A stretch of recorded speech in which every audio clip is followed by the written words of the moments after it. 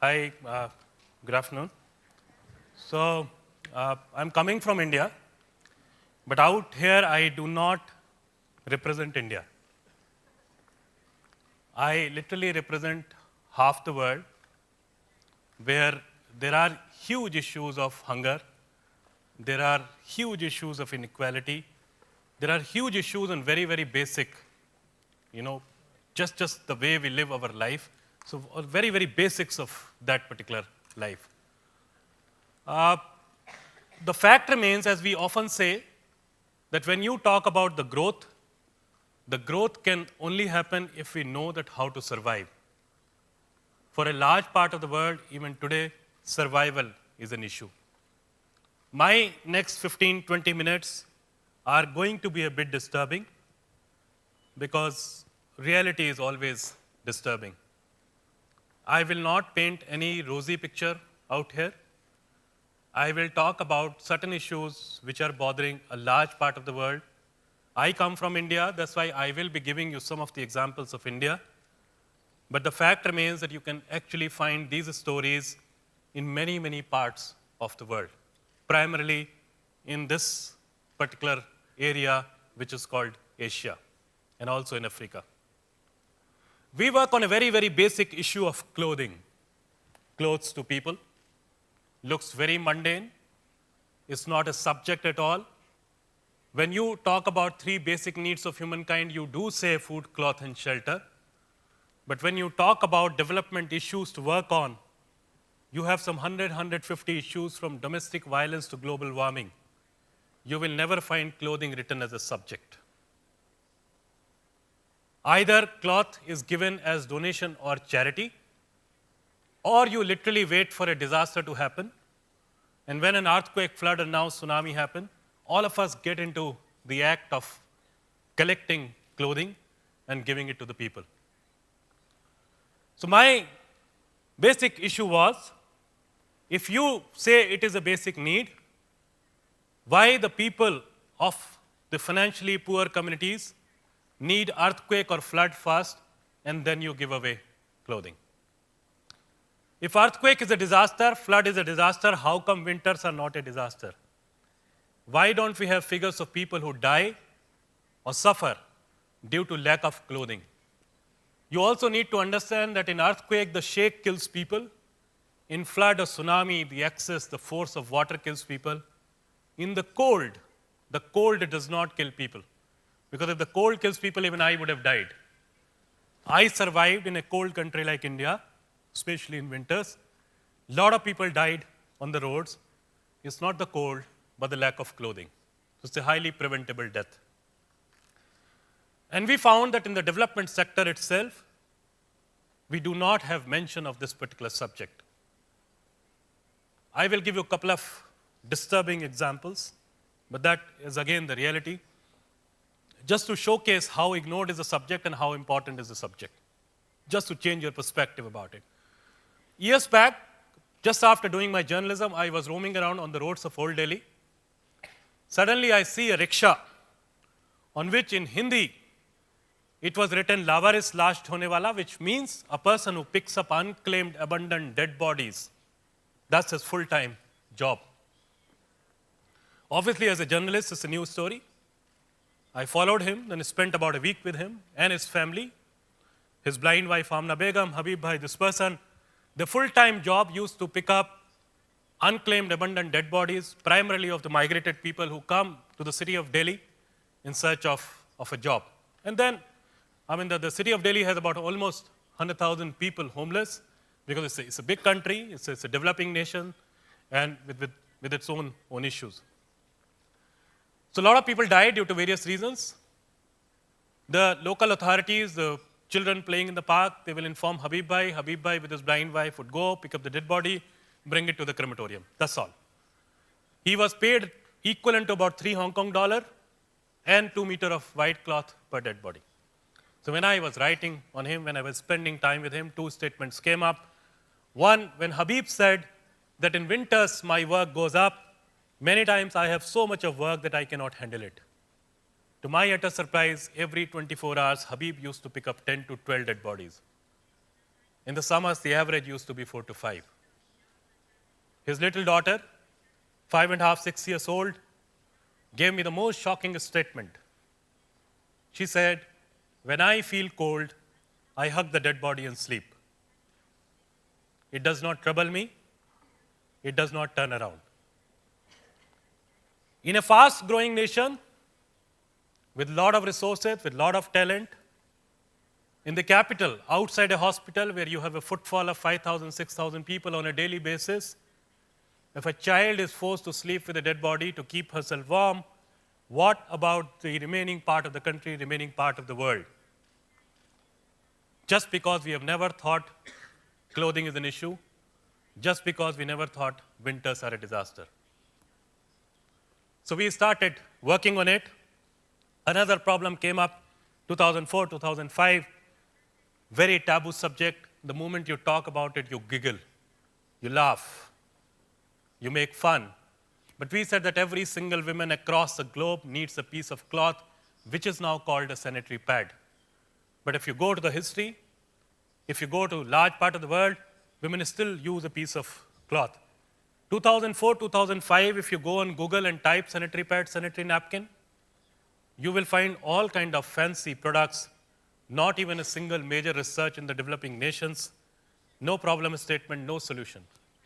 We started traveling across the country, started talking to people in many, many other countries, and found that they use the dirtiest piece of cloth because for them it's a synonym of dirt. They wash it, they cannot dry it in sunlight. They use sand, ash, jute bags, rugs, racks, plastic sheet, newspaper, old used pad, anything and everything. We found cases where a lady used a piece of blouse, typical Indian wear, and she died of tetanus because there was a rusted hook. And there was no mention. So the most important thing out here is that a whole lot of us work on the issues, but many of us also need to work on the non-issues, because these non-issues, at the end of the day, matter. I just gave you two background, two different stories related to the piece of cloth and the importance of cloth. We started working with about 67 personal clothes in 98, 99. Today we deal with about 1 million kg of material, cloth, utensil, footwear, to all kind of waste material. The only difference, which I want to show you through some slides, we said that whenever you say, "I want to donate cloth," that itself is a wrong and overstatement, because the fact remains you never donate, you actually discard. Something which you have already used, how can you claim that you are donating? So the person who is using your second-hand used material is actually doing a service to you, because that person has extended the life cycle of something on which you spend so much of hard-earned money. On the other part, when it goes to the villages, many of you must have seen, must have been a part of the villages. One thing across the globe about village people is their asset. Their asset is self-respect. Their asset is dignity. You do not find beggars in the villages. Begging is a typical city phenomena. That's why it is very important to take care of the dignity of people, which a speaker, a very senior speaker, spoke yesterday also. The initiative which we touched upon is called Cloth for Work, where now people take up development activities in the villages, and instead of money, they are paid in cloth, utensil, footwear. So the currency is different. And it also dignifies the entire act of giving. How it operates. This is how the collection camp happens, sorting, processing, and it goes to the villages. Look at this. Many of you might not be able to relate to the realities, because maybe you have not seen such pictures, because these are very common. These are very, very common in a large part of the world, and especially, as I said earlier also, in Asia and in Africa. So some 2,000 people get together and in a day repair a road of about 1.85 kilometers. A lot of people get together, dig wells, without any government scheme, without any corporate support. It is the wisdom of people, it is the hard work of people, where they actually dug this well. The moment we had water in the well, we started putting pressure on the government. It was actually taken under Rural Employment Guarantee Scheme, and it was cemented also. This bridge is about 240 feet by 6 feet. You can take your bike and cross it. On the spot, what we spent was less than $50. Every single person contributed bamboo or two, and a lot of hard work. That's how this bridge came up. Larger bridge of about 800 feet. This is the power of your material, which otherwise people use as charity, as donation, and challenge the dignity of people. Out here, we are only rewarding people with this material. They do not get financial wages from us for 3-4 days. They only get cloth, utensil, footwear, all kind of material, what we collect from the cities. Absolutely different kind of work, right from road, water, to these kind of school structures, which are very common in village India. We just did a small calculation, and we found that in the last 2 years itself, we have done about 900 such development activities, where the currency was not cash, currency was the trash, the wastage of people, which became a new currency for the development. Another initiative where we relate urban and rural schools, because we talk about a lot of issues. We talk about teacher-student ratio, curriculum, whole lot of things when we talk about education. Do we ever understand that ultimately education is also hampered because of the basic material need? 150 to 200 days of schooling. 70 days a girl does not go to the school because she does not have a small piece of cloth as sanitary pad or a close place where she can change into. So the fact remains that education is not hampered just because of the education policy or teacher-student ratio. It is also hampered because of that piece of sanitary pad, because 1/3 of your schooling days you do not go to the school. We just take care of this particular material need. It does not go as donation charity. We just see whether the kids are behaving well, they take a bath or not, they come on time or not, and then the kids are rewarded. This is how the toys bring a difference in the life of children in the activity centers, where, as one of the activity center worker actually said, earlier the kid was not coming, now the kid does not want to go back. And the only difference is that you have a huge amount of toys to play with. This is what is a sanitary pad which we produce. It's made of cotton, semi-cotton waste cloth. In the last few years, we have created about 2 million such pads. It's not just a health issue. Please understand that these are very, very minor looking issues, but it affects the life. When we won an award from the World Bank, a lot of people grilled us on sustainability, measurability, all kind of thing in 2007. We only asked one question, that how many health projects have you ever seen which had a separate budget for the sanitary pad? Or how many health projects have you ever seen which spoke about sanitary pad, and there was no answer? So my question to you, and my, basically not an advice, it's a very practical thing to you as youth, that please try to look beyond. Try to see invisible. Because the fact remains that you do not need qualitative, quantitative research or analysis, but if you solve the problem of sanitary pads, half of your health-related issues will not even come up. So let's treat the problem literally at the root. So we make it. It's a 100% biodegradable product, because ultimately it's a cotton, semi-cotton cloth, so it does not create any threat to the environment also. This is how we create awareness in the villages. A typical, the GOONJ center, where all the processing happens. Every single unit is accounted for, deal with variety of material, right from computer, chair, musical instrument to generator, all kind of material. This is how people like you participate, because it's important to become a civic movement. It's important to create an awareness to a level that large number of people are involved in your work. To the toughest part, that's how the team travels, and these are the lighter moments of team. Just wanted to show you all this, because this is a team of youth. All the team members are much, much below 30 years, not much educated, as we say. You will hardly find any MBA and all those people in my team, but they are still able to take care of about 1,000 tons of material a year, and they have been able to reach out to about 21 states of India now. Very small budget of about 0.6 million in terms of, the total impact which we do in various parts. These are some of the figures. I will not, read it, because for us, more than this, what matters is this. It is not one of those organizations which is in the business of collecting material and distributing material or selling material. It is actually using it as a tool for social change.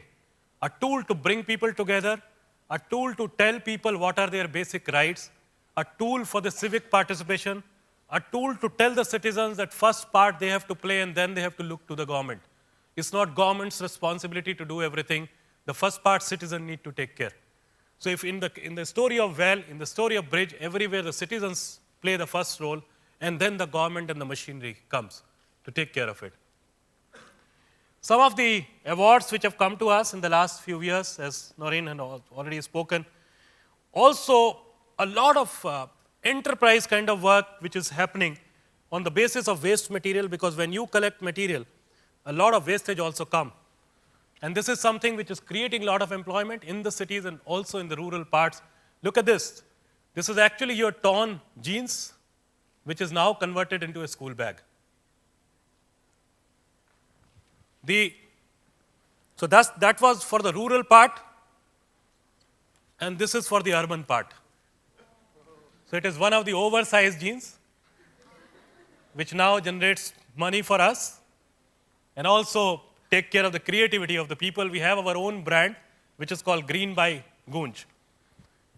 The third product, although we develop about 35 different products, and as I said, that you need to work on non-idea and just have to see that how can you really create employment and impact by certain things which are waste in this world.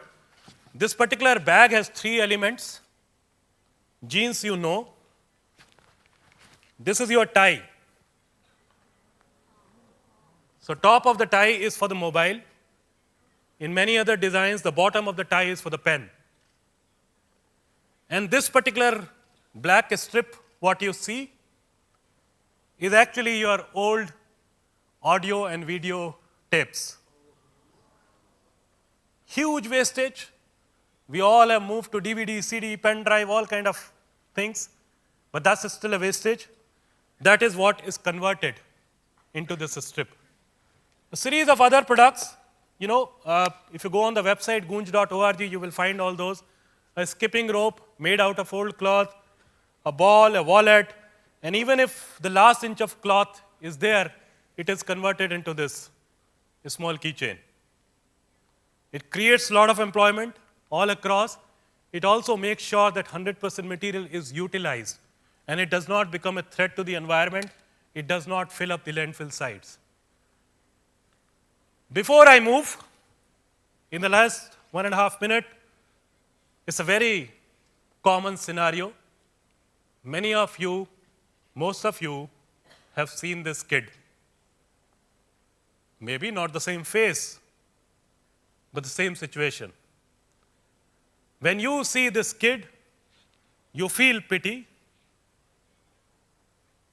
you feel bad, you feel sad, you call him poor, you call him hungry, you call him thirsty, you call him all kind of things. And a lot of people call him community. My question to you, why can't this kid looks like this? The negative words which we use for the first kid, we cannot use for the second kid. Go to the village, you will not even go to this person. You will never believe that he also has wisdom. A piece of cloth changes. Suddenly the guy is dignified. A lot of wisdom comes. If you want to talk about the village, he is the right person. When you see this person, you again feel pity. Whatever wrong things you know, you want, you say. And we see a very, very powerful youth in him, like me and you. Thank you very much.